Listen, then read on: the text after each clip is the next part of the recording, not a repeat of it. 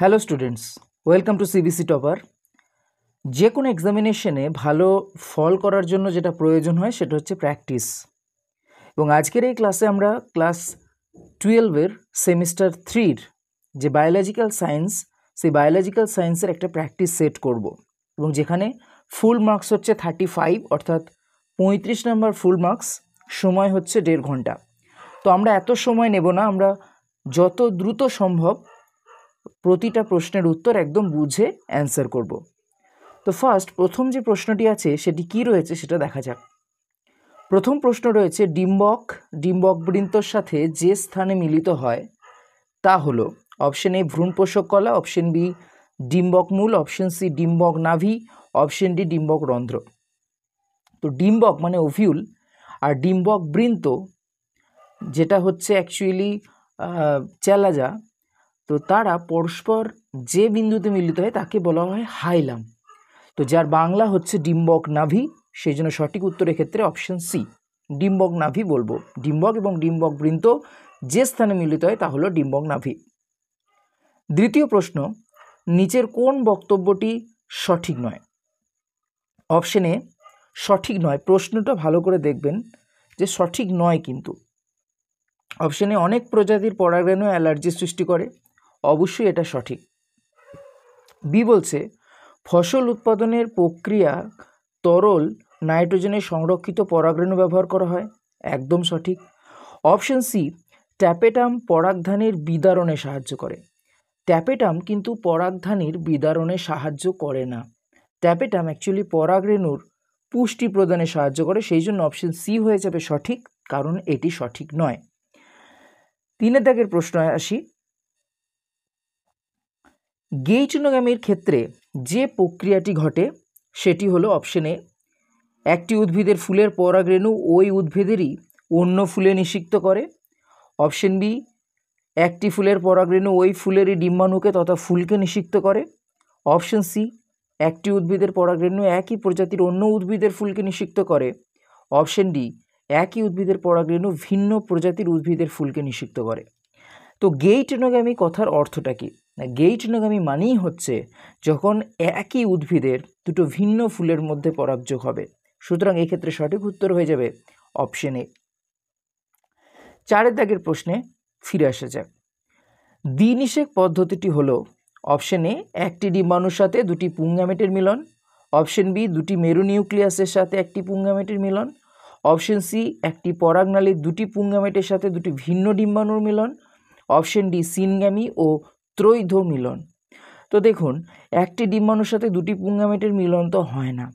B দুটি মেরু নিউক্লিয়াসের সাথে একটি পুংগামেট, এটাও হয় না দ্বিনিষেক পদ্ধতিতে। সি বলছে একটি পরাগনালীর দুটি পুংগামেটের সাথে দুটি ভিন্ন ডিম্বাণুর মিলন। অপশন বি একদিক থেকে সঠিক, বাট দ্বিনিষেক তো সেটা নয়। অপশন ডি হয়ে যাবে সঠিক, সিনগ্যামি এবং ত্রৈধ মিলন, 3 বার মিলন হচ্ছে।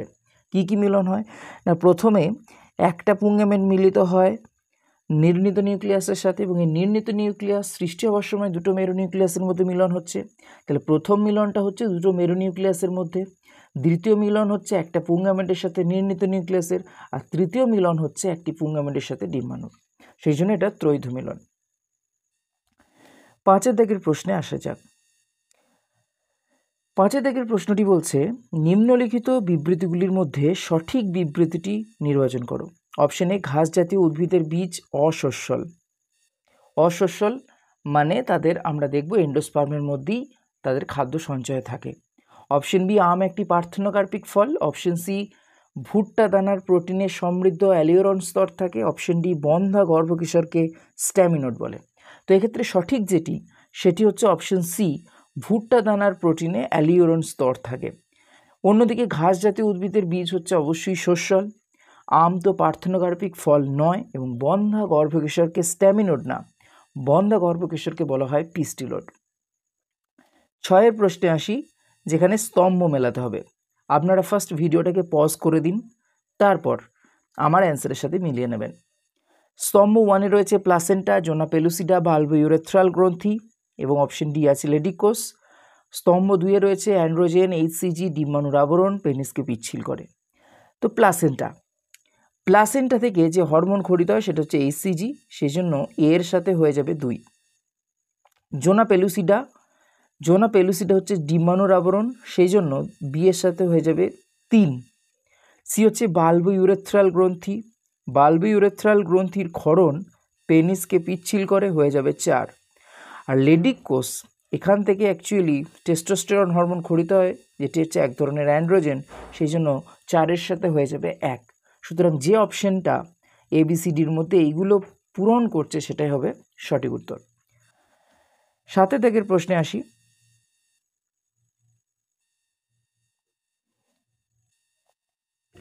নিম্নলিখিত কোনটি শুক্রাণুর পরিবহনের সঠিক পথ নির্দেশ করে? অপশন এ রেডিটেস্টিস এফারেন্ট ডাকটিউলাস, এপিডিডাইমিস এবং vas deferens. Option A is correct. এটাই হচ্ছে সঠিক, যেটা ডিম্বাণু পরিবহনের সঠিক পথকে নির্দেশ করছে। নেক্সট প্রশ্নে আসা যাক, 8 দাগের প্রশ্ন। ভুল তথ্যটি চিহ্নিত করো।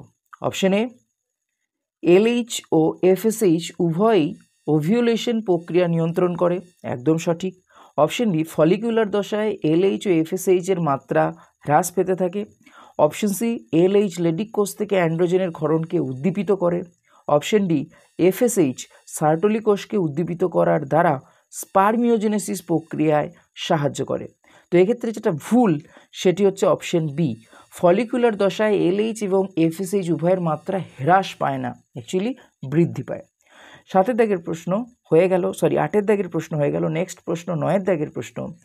মানুষের মরুলা সংক্রান্ত নিচের কোন বর্ণনাটি সঠিক? আমরা জানি জাইগোট থেকে মরুলা হয়। অপশন কি রয়েছে?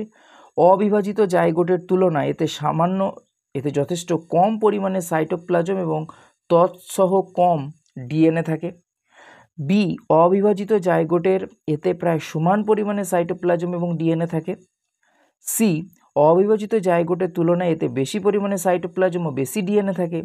ডি অবিভাজিত জাইগোটের তুলনায় এতে প্রায় সমান পরিমাণ সাইটোপ্লাজম থাকে কিন্তু অনেক বেশি ডিএনএ থাকে।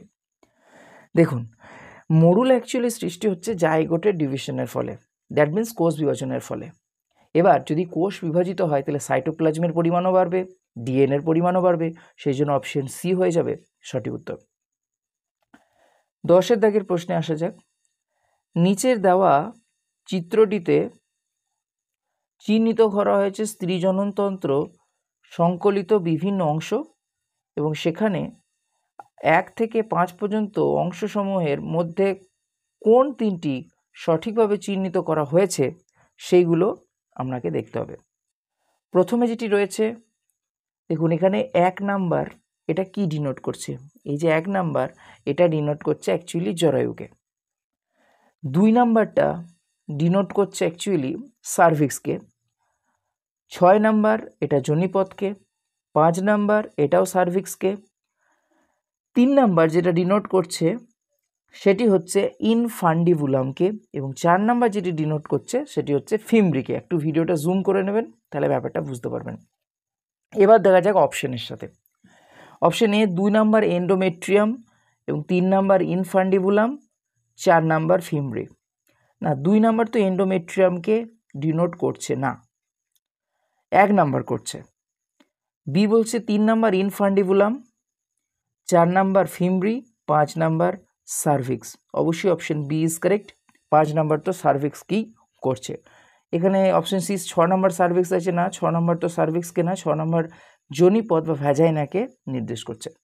নেক্সট প্রশ্নে আসি। হরমোন নিঃসরণকারী আইইউডি বা ইন্ট্রা ইউট্রাইন ডিভাইস কোনটি? Option A volt LNG20, option B multiload 375 progestasert, option C progestasert LNG20, option D Lippes loop multiload 375। এটা আপনার হোমওয়ার্ক থাকলো, আপনি এটাকে কমেন্ট করে জানান এটার সঠিক উত্তর কী হবে। খুবই ভালো প্রশ্ন, পরীক্ষায় আসার মতো প্রশ্ন। 12 দাগের প্রশ্ন, আবার আমরা স্তম্ভ মেলানোতে আসি। স্তম্ভ 1-এ রয়েছে গনোরিয়া, সিফিলিস, জেনিটাল ওয়ার্ডস, এইডস। স্তম্ভ 2-এ রয়েছে HIV। এটা নিগোরিয়া হবে না, এটা হবে গনোরিয়া, এটা হবে বা নিজেরিয়া, নিসেরিয়া, নিগেরিয়া হবে না, নিসে হবে, হ্যাঁ দন্তেস হবে, নিসেরিয়া গনোরি অ্যাকচুয়ালি। তো গনোরিয়া এটা হবে নিসেরিয়া গনোরি, যার বিজ্ঞানসম্মত নাম। সিফিলিস এটা হয়ে যাবে ট্রিপোনিমা প্যালিডাম। জেনিটাল ওয়ার্ডস হচ্ছে হিউম্যান প্যাপিলোমা ভাইরাস, আর এইচআইভি হয়ে যাবে এডসের সাথে। সুতরাং এর সাথে যাবে 2, বি এর সাথে যাবে 3, সি এর সাথে যাবে 4 এবং 4-এর সাথে মানে ডি এর সাথে যাবে 1। এটা হচ্ছে সঠিক উত্তর, যে অপশনে থাকবে সেটা হচ্ছে সঠিক উত্তর। 13 দাগের প্রশ্ন, কপার নিঃসরণকারী আইওডির ক্ষেত্রে কপারের কাজটি কি? অপশনে যে কপার কি কাজ করে, অপশনে এটি শুক্রাণু চলন ক্ষমতাকে প্রতিহত করে এবং শুক্রাণু নিষেক ক্ষমতাকে হ্রাস করে। অপশন এ ইজ একদম সঠিক।